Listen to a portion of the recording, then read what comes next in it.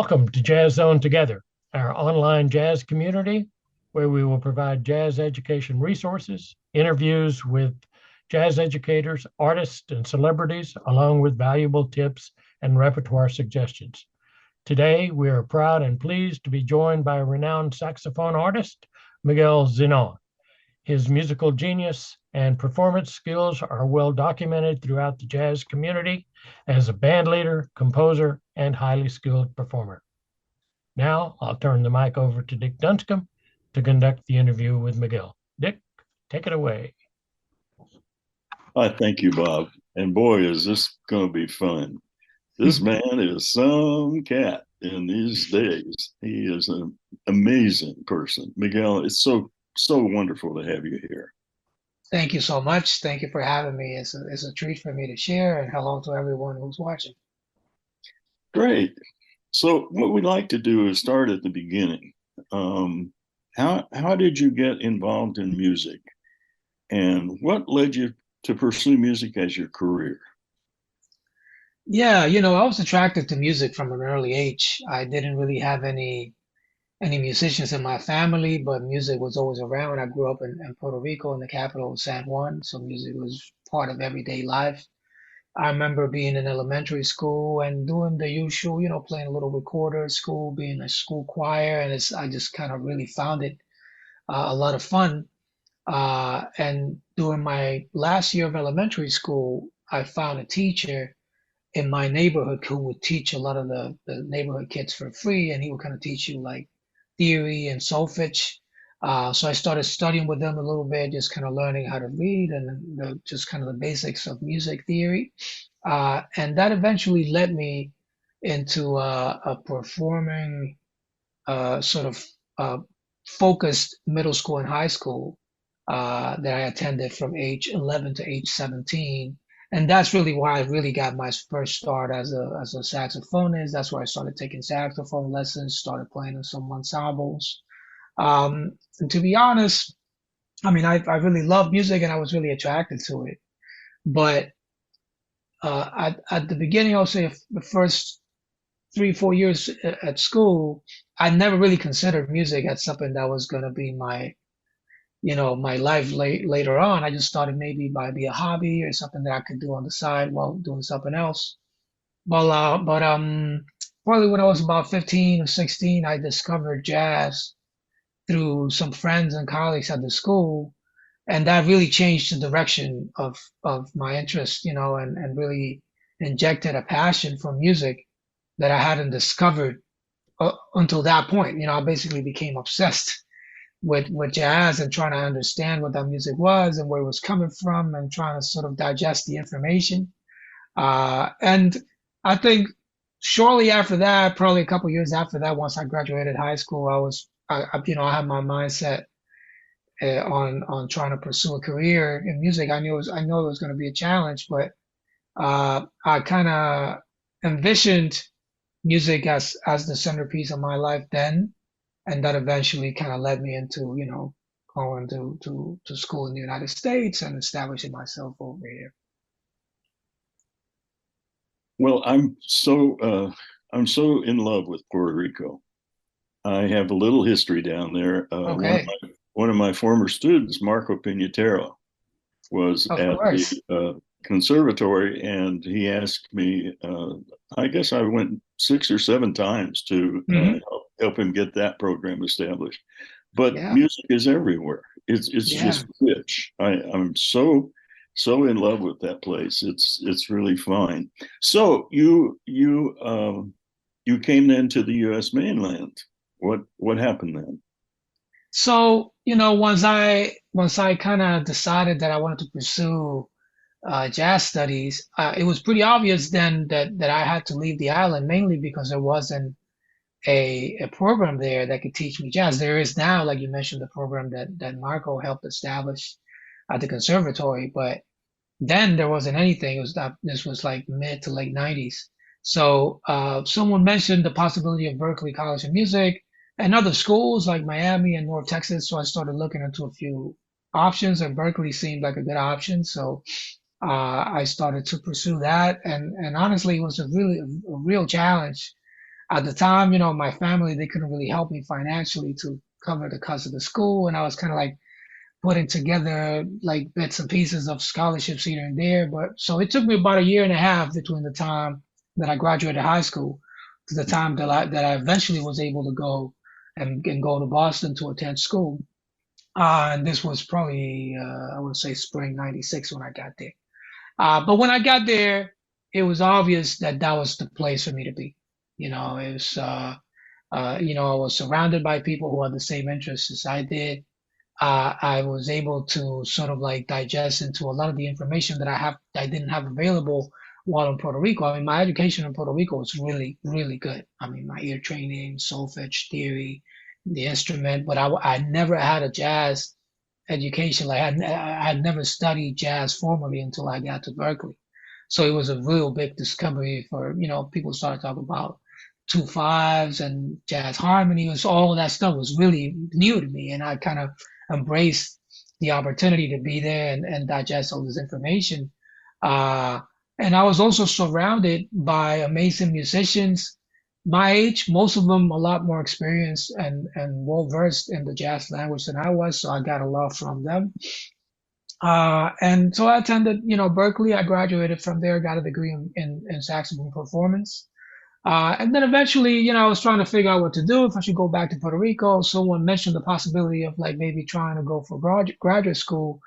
And I saw that as an opportunity to maybe go to New York and see what New York was like. I have some family in New York from my father's side, so I had visited the city and I was curious about what was there, and so I eventually moved to New York to attend Manhattan School of Music, where I got my master's, which was also a really nice, enjoyable experience. And I've been in New York since then. I mean, I graduated graduate school probably 2000, 2001. Uh, Sort of around that time when I was already in graduate school, started sort of working a little bit professionally, making the rounds, started touring a bit as a sideman, and just kind of following the usual steps, just paying my dues, playing with other people, learning from the experience, those kinds of things. So let's step back just a little bit and focus on Berkeley and Manhattan. Mhm. You must have had some really valuable experiences at both places, and Yeah. also mentors. Yeah. Many of the people that watch this program are aspiring jazz musicians as well. So Of course. maybe mention a little bit about how that worked. Yeah. So, like I mentioned, when I went to school in Boston, I drew a lot of inspiration from many of my colleagues. Antonio Sanchez, Anat Cohen, Abishai Cohen, her brother. They were all in school with me. Jeremy Pelt. We were all classmates, playing in ensembles, playing in groups together all over the city. So I drew a lot of inspiration from that. But I also had amazing teachers, mentors. I have to mention Bill Pierce, who was my main saxophone teacher at school. I have to mention Hal Crook, the great educator who was at school when I was there. Someone like Ed Tomasi, someone like Greg Hopkins. Probably the person that I connected the most while in Boston was a fellow Latin American musician, the great pianist Danilo Perez from Panama, who was teaching at the New England Conservatory while I was there, and now he's at Berkeley, of course. And Danilo, he kind of took me under his wing very, very early.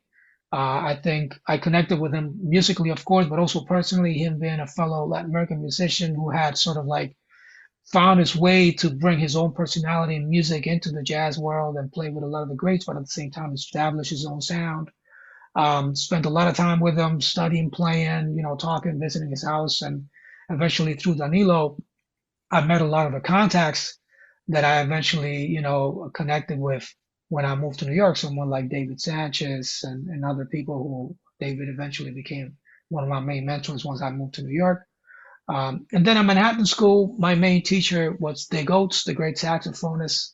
Spent a couple years studying with him, and through him connected with a lot of the bands in town, the Village Vanguard Orchestra. I played with them many times through Dick's recommendation, Carnegie Hall Orchestra, back then led by John Faddis, Mingus Big Band. I think a lot of times when you find a mentor that not only can teach you well, but also trust you to send you out there to cover for him or her and really cut your teeth on this sort of environment, that's extremely valuable. In my case, it served as an amazing learning environment outside of the school, you know, really going out there and playing with a lot of these giants and a lot of these older musicians and learning from the experiences. So yeah, I mean, I really got a lot from my formal education. You know, I feel like it would be definitely be a different thing for me if I hadn't gone through the experiences and just the chance to meet that many people and connect and you know, network and just create a sort of a group of folks that you can connect with and still create music up to this day. So I hear your vision in your speaking about what you're creating. You're creating something that's fresh and new and not just a repeat of what went before you. And I think that that's maybe one of the reasons that you were recognized by the Grammys and also the fellowships with the Guggenheim and MacArthur Fellows. What came through from those honors? Yeah, I mean, they were all incredibly valuable in their own on their own right. I think any kind of recognition, especially if you're an artist, you know, the life of an artist is always like, you know, you're always kind of like swimming against the current in many ways because you a lot of the work is done on your own, and then you have to go out there and try to find people to connect with to create the work, to create the music in this case, and then get to a place where you can find a platform to actually share that with a listener. I mean, all that stuff is definitely a challenge, and it's much harder than it sounds. You know, I think if you're able to do that as a musician, that's already a victory. So any kind of recognition to your work or your creative output is always positive, not necessarily because it makes the music better or anything like that, because I mean you kind of have to be the judge of your own progress and your own, you know, what you need to work on. But I feel that it really helps reach new ears, you know, and opens the door for new audiences and for to have your music connect with others. So, you know, stuff like the Grammys or the fellowships, MacArthur, Guggenheim, all that stuff that it looks good on the resume, but at the same time, it opens the door to new ears and new listeners and new opportunities. So all this recognitions have been incredibly positive. I don't take them for granted. And you know, even though you don't necessarily work towards those recognitions. I mean, I'm very honored and very happy to get the chance to be recognized in that way, and it, you know, it also feeds the fire to keep the creative output going and keep things kind of flowing creatively. So from the outside looking in, what does it mean when you get one of those fellowships? What happens as a result of that? Yeah. So I mean, speaking specifically about the Guggenheim and the MacArthur, because they kind of work in different ways. So the Guggenheim is a fellowship that's sort of like for all artists. So you could be a writer, a poet, a composer, a performer, you know, you could work in theater, etc. Um, and you basically send them a proposal. You know, you send them a proposal. This is a project that I want to put together, and I'm looking for support. So that fellowship that I received from them was specifically for a proposal that I sent a few years ago for a project called Esta Plena, which explored sort of this style of music from Puerto Rico called plena, and explored different ways of fusing that with jazz sounds and other elements of modern music. That was probably, I want to say 2008, 2009, something like that. And then around that time, I received the MacArthur Fellowship. The MacArthur Fellowship is not something you apply to. As a matter of fact, you don't even know that you're being considered until you find out that you got it. So it's kind of a very secretive process where they kind of, you know, someone kind of from the organization throws your name in the pot. They'll explore further and further until they get to a certain, you know, a number of candidates, and then they select fellows each year, and that could be in any field, you know. Could be science, natural science. It could be in the arts. It could be pedagogy. It could be any field. So every year they kind of select. I think it's 20 fellows.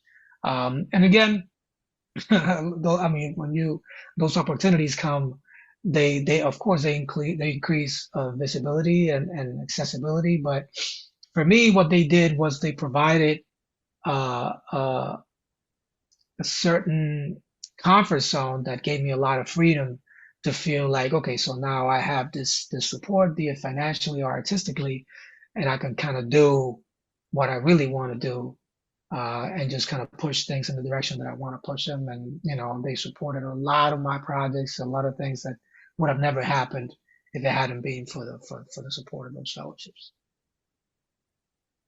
Wow, congratulations. That's really Thank you. quite the honors. Now, your performing and recording career, it's been very well documented by Downbeat and other magazines. Tell us what you consider some of the highlights of that. Yeah, that's a really hard question. I mean, I made a lot of recordings, and they all kind of.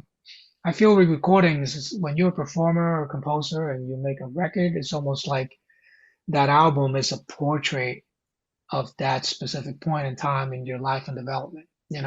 So like, let's say when you make your first record captures the first whatever 20 something years of your life, and usually the first record is very eclectic and it kind of all over the place, different styles and different guests, and then as you proceed you kind of get a little more like specific conceptual about specific message you want to send through the record, or specific style of music or specific repertoire. So that, I think in my case, it's sort of proceeded this way. Early on, a lot of the things were very eclectic, and eventually, I kind of started focusing on very project-based albums, kind of like concept-based things. One of the things that's been sort of consistent for me, and it's one of the things that really made me want to start writing music and putting my own music together, was this idea of connecting to my upbringing and my roots in Puerto Rico or in Latin America. So a lot of the albums that I made, that for me hold a special place, are the ones that connect specifically to that side, exploring, the Puerto Rican. I made, for example, this an album I made on the Puerto Rican songbook, or this other album that dealt with plena music. I made another album called Identities Are Changeable, that deals with the idea of identity and national identity of Puerto Rican second generation, third generation, etc. So a lot of these projects for me, they really touch home. I mean, in a musical way, of course, I mean, put a lot of effort into them, but also personally, they're sort of a portrait of an interest of mine at that time, and I feel like they capture a development or a certain interest that I was kind of dealing with at that time. That's why I feel that having these projects out there, and having these projects come at a constant pace is important, because at least for me, it's hard for me to sort of flip the page into something new if I haven't really kind of like documented what I'm working on now. So usually when I make a record, it's like, okay, I just want to document this, have it kind of all presented the way I wanted to be presented before I can move into the next thing. Mm-hmm. We recently interviewed Michael Rodriguez, and I know that you and he are both involved with the SF collection. Yeah. Talk a little bit about that, because that's a really special group.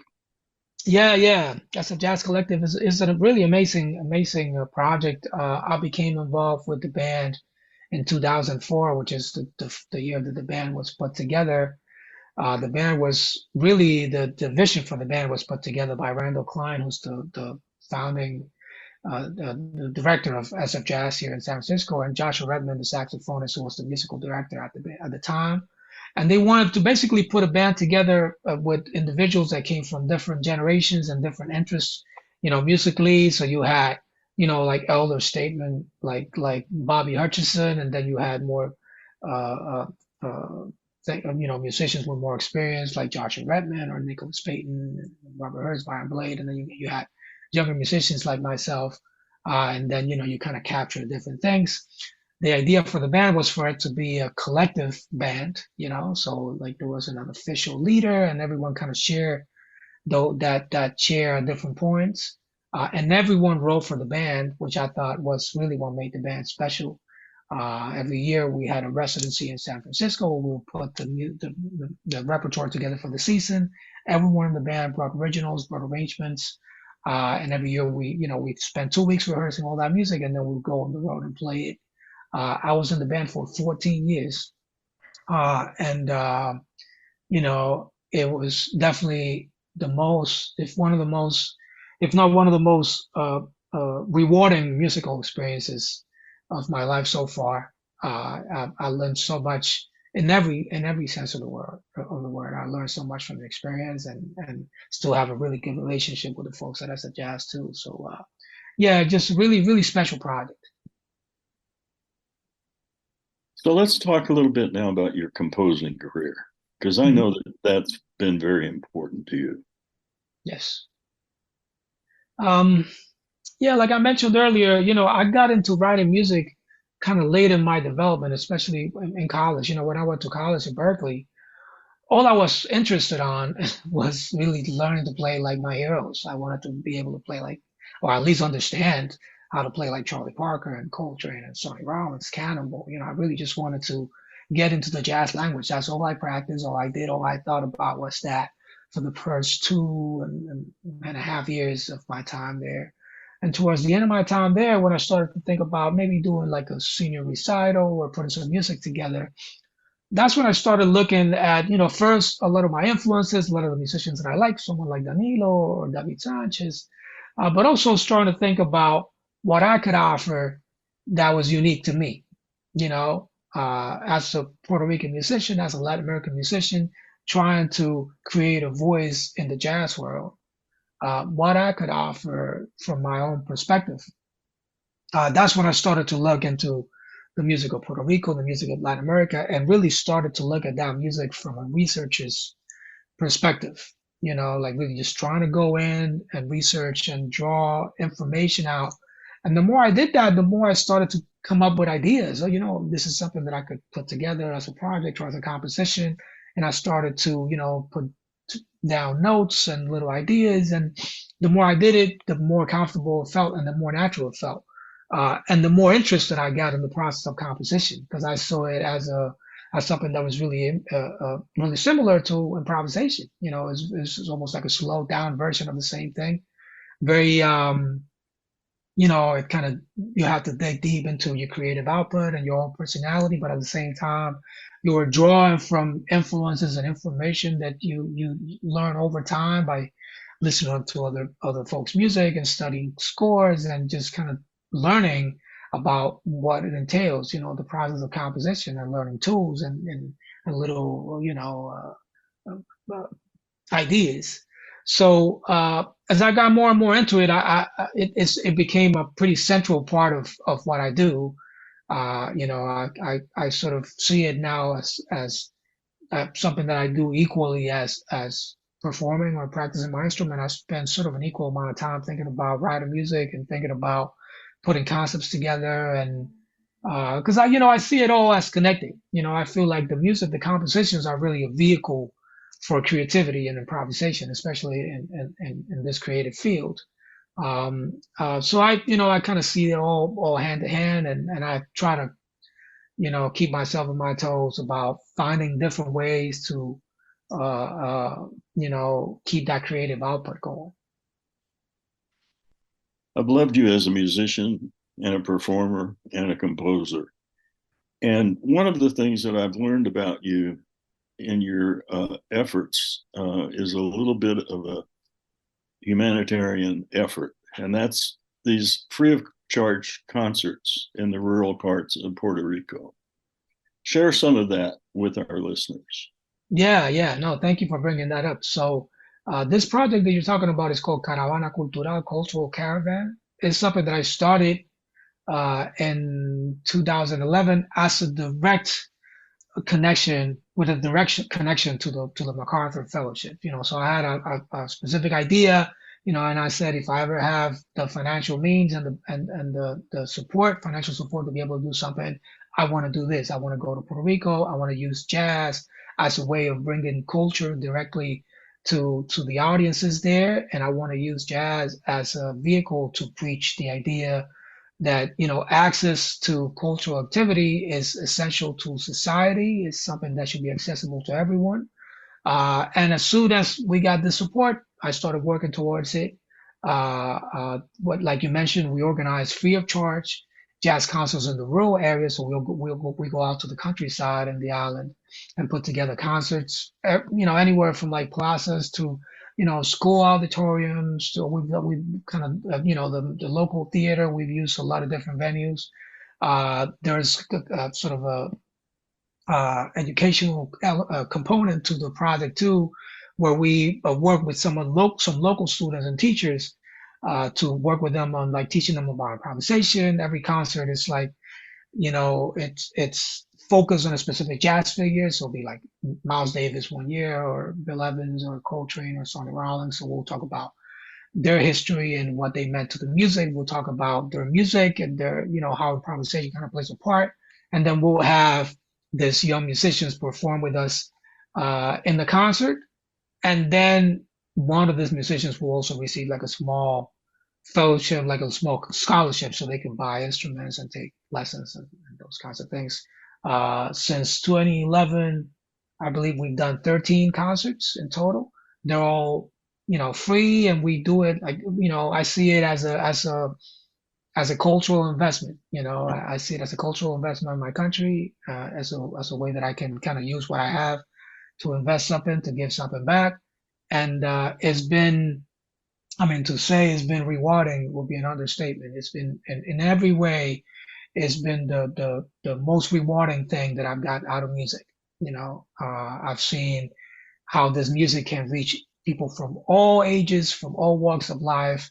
No matter if you heard it before, no matter if it's totally new to you. I have people coming up to me and say, I didn't even know what jazz was before today.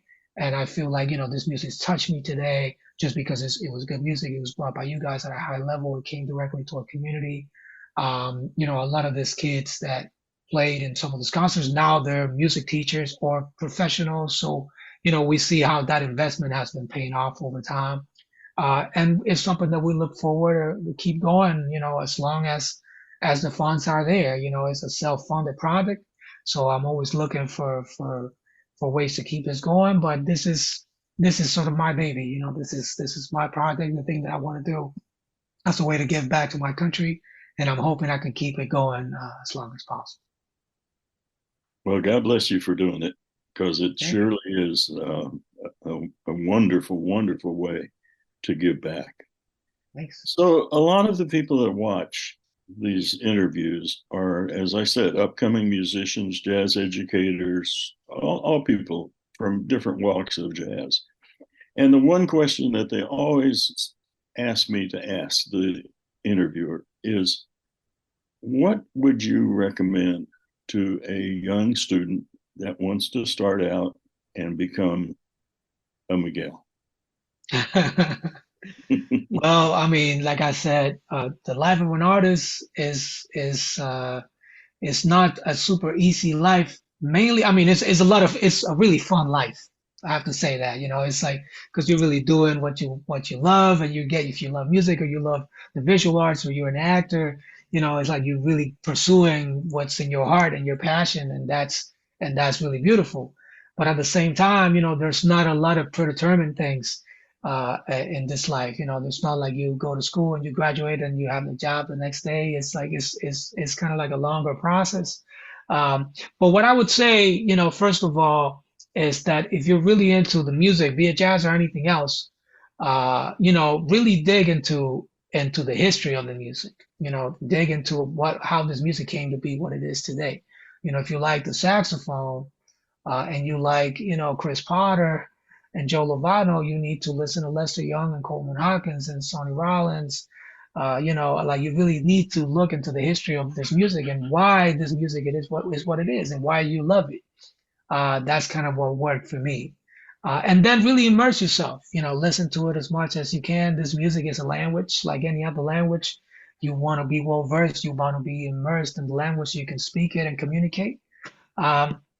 And then, I think this music, and any music, you need a vehicle, right? And the vehicle that we have, in my case, is a saxophone. For someone else, maybe the piano or the guitar or a trumpet. So make sure that you study your instrument. Your instrument is your voice. It'll be hard for anyone to try to be expressive and to try to really say what you have to say. If the instrument is going to be an obstacle, you want it to be a vehicle. So a lot of what we do as instrumentalists, besides working on improvisation and theory and language, is practicing technique, practicing sound, making sure that your instrument is there for you. And then the last thing I would say is, do, a lot of times I think about music specifically, and I think about what we mean when we say talent, a certain inclination or facility in a field, be it music or anything else. And talent, of course, is a great thing and is extremely important. But if I had to take talent, if I had to choose between talent and hard work, I would take hard work every day. Because talent without hard work, there's always going to be a limit to the talent, how far the talent can take you. But if the hard work is there, it will always overcome lack of talent or any kind of limitations, because you really put in the work.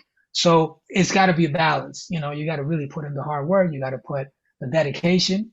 And if all that stuff is there, I mean, I think you're going to find that music is going to take you to a good place. Well, that's terrific advice. I'm wondering what a day like is with you. You've certainly arrived at a certain pinnacle, and what happens daily with your life? Yeah, it kind of depends. It depends on the time of what I'm doing. Like it's really different. Like I'm traveling. For example, I'm on the road. So if I'm traveling and I'm touring and going to sound check and playing concerts and maybe hopefully finding a little time to practice. So it kind of depends. If I'm home and I have my sort of like regular routine, then that probably entails a certain amount of hours of practice, a certain amount of hours of writing music, a certain amount of hours of just doing business stuff like email and back and forth with folks, and then family time. If I had to describe a regular day that wasn't interrupted by touring or going out to play a concert, it would probably be something like this. But something that I found over time is that when you're doing something like this, your days, day to day can be really different. You could be having a day at home where you like have all the time. The next day you might have to go out of a house and do recording. The next day you might have to go on the road for 2 weeks. The next day you might have to go teach. So there's a lot, like you said, you kind of have to wear a lot of hats, and that makes your days change. Well, this day has been terrific. And I'm so happy to have had this opportunity to spend this time with you. So one more question. What are you up to these days, and what can we expect from you in the near future? Yeah, I've been spending a little time now playing with my quartet for many years. I've been playing with the same band for a lot of years, and we're on the road now, putting together some new music. We're hoping to record in the fall. We're actually our plan is to make an album at the Village Vanguard in New York in the early fall. So we're kind of looking forward to that, putting together some new music, rehearsing, and going on the road and playing a little bit. I also have an album that I just recorded, and it's kind of a different project. It's called Golden City. It was commissioned by the folks out here in San Francisco at SF Jazz, and we premiered it there a couple years ago. The whole project it also involves a lot of research, and the whole project sort of revolves around the history of San Francisco and the Bay Area, specifically from the perspective of minority groups and immigrant groups. So what I did was I came out here and connected with community leaders from Japanese community, Chinese community, African American, Filipino, and kind of like delved into the history of what built this city. I wrote a piece of music called Golden City with a bunch of different movements. We just recorded it in November, and we're hoping to release it in August of next year. That's sort of like, the nearest things that are coming from me, the projects that are kind of around the corner. Besides that, I'm just trying to stay, like I said, trying to practice, stay on top of my instrument. I'm trying not to get lazy, Lazy, I don't think that fits to your description anyway. Listen, man, this has been a terrific interview and so rewarding. And I've just loved being with you. And thank you for being with us this day. Thank you, Dick, and thank you so much, everyone, for watching. It's been a treat. I'm glad that we could eventually make this happen. Thank you for having me. It's been a treat. Thank you, Miguel. To our viewers, thanks for joining us for this Jazz Zone Together interview. Please check out the entire library of interviews. We know you'll find them of real value to your program. Watch for updates as we're adding new interviews regularly.